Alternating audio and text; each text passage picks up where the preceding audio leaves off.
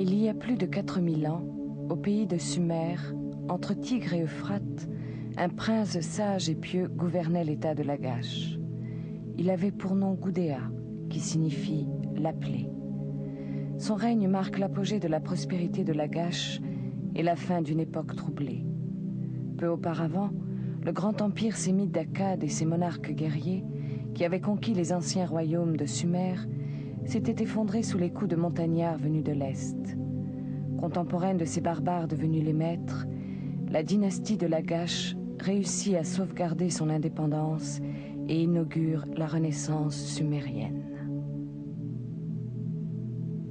Le jour où Ningirsu, grand dieu de la cité, jeta sur sa ville un regard bienveillant, sa main saisit Gudea au milieu de la foule et il le choisit pour être le pasteur des hommes. Élu par les dieux, Gudea reçut le don d'apporter l'abondance à son peuple. Prince lettré, pacifique, épris de spiritualité, il fit sculpter son image tout au long de son règne de près de 20 ans, sous les traits de la jeunesse, puis de la maturité.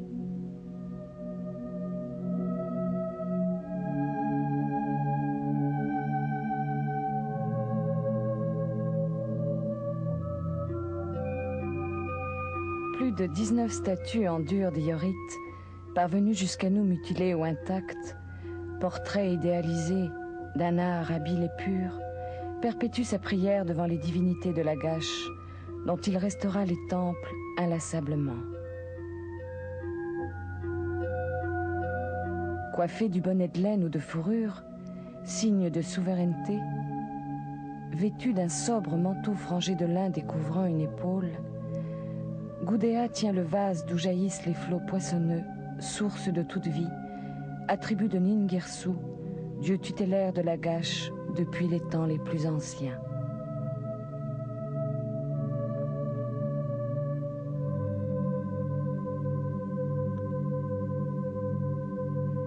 Un hommage à la déesse de l'eau vivifiante est gravé sur le devant du vêtement.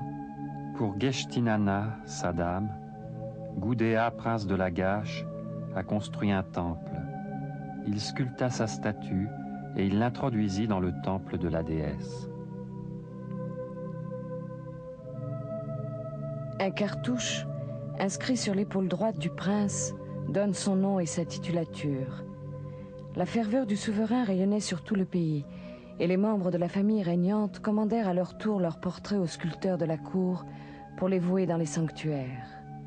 Ninala, femme de Gudea et fille de son prédécesseur, les mains jointes en signe de dévotion, est vêtue d'un riche habit ouvragé. Elle porte comme seul bijou un collier composé d'anneaux rigides.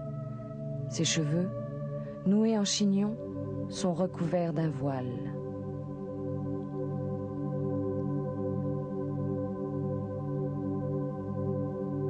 Se démarquant de son père, qui fut le seul souverain de l'histoire mésopotamienne à avoir dédaigné la gloire de ses conquêtes, Ur-Ningirsu, fils de Gudea, fier de ses exploits guerriers, se fait représenter debout sur un socle orné de tributaires, ennemis vaincus lui apportant à genoux leur hommage.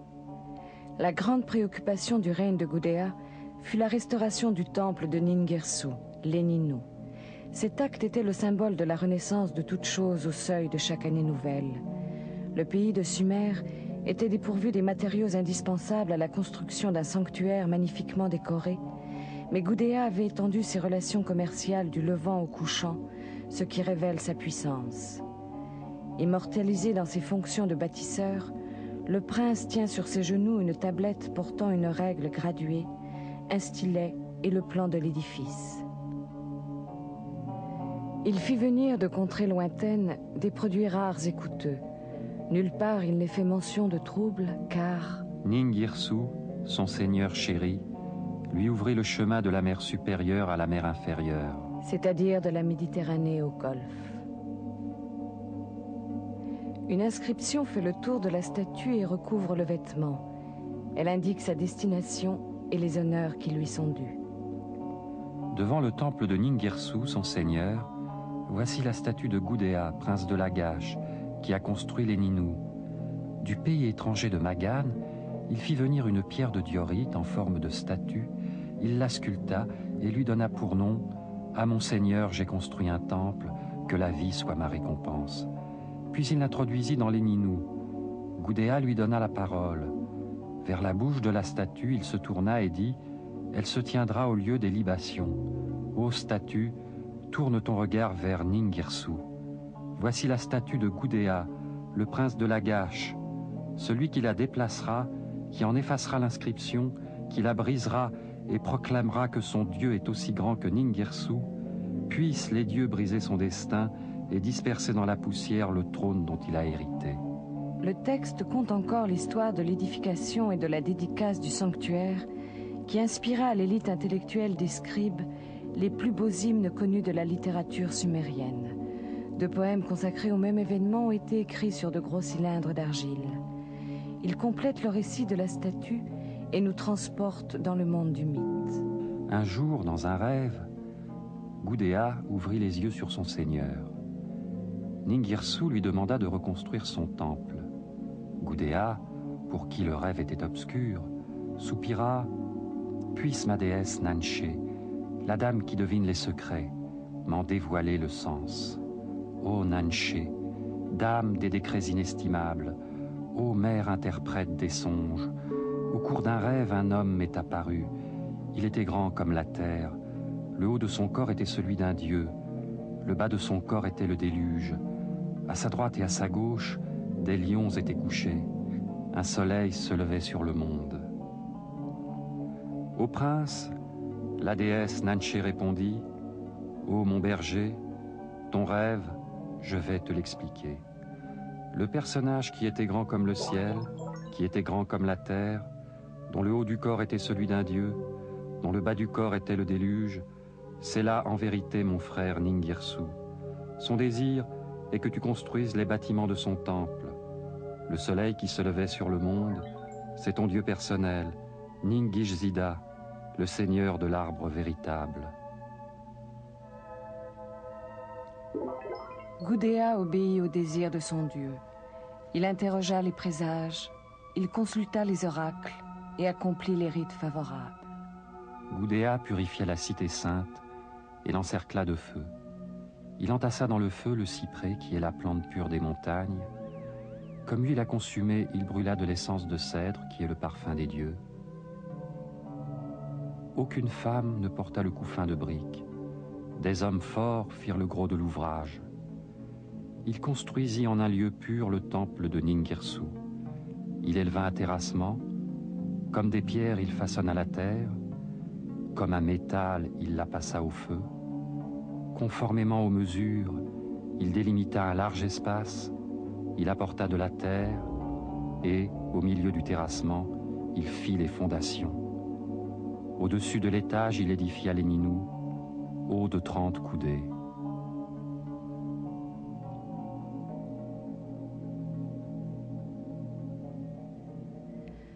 Ce texte a une valeur de document inestimable, car l'ensemble architectural est aujourd'hui perdu, ruiné par les recherches inexpérimentées des premiers fouilleurs de la fin du XIXe siècle et les pillages clandestins.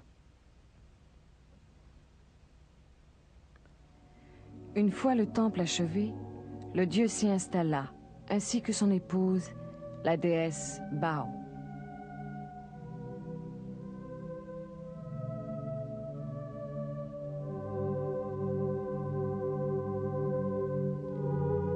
Le jour où Ningirsu arriva, Gudea fit s'agenouiller la ville, se prosterner le pays.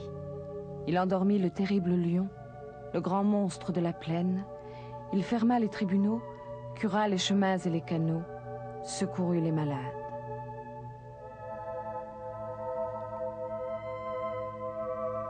Le jour, il y eut des sacrifices. La nuit, il y eut des prières. Dans la lumière du jour naissant, le Seigneur apparut. Le guerrier Ningirsu entra dans sa demeure.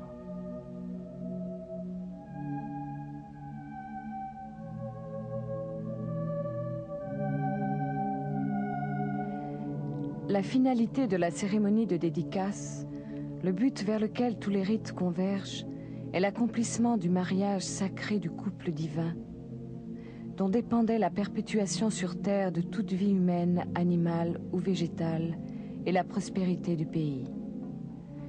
Depuis l'origine des temps, cet acte créateur, au cours duquel le souverain représentait le Dieu, était accompli lors de la fête du Nouvel An, c'est-à-dire au printemps, pour faire renaître la vie épuisée par la saison sèche.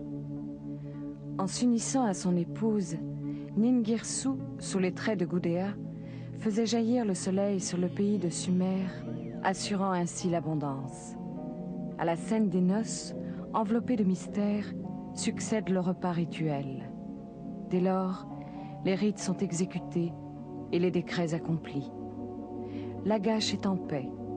Toute inégalité est supprimée entre maîtres et esclaves, entre puissants et faibles. La veuve et l'orphelin sont respectés. La justice est sauvegardée. Le temple de Ningirsu est reconstruit. Qu'il soit glorifié. Que le pays de Sumer reconnaisse sa souveraineté.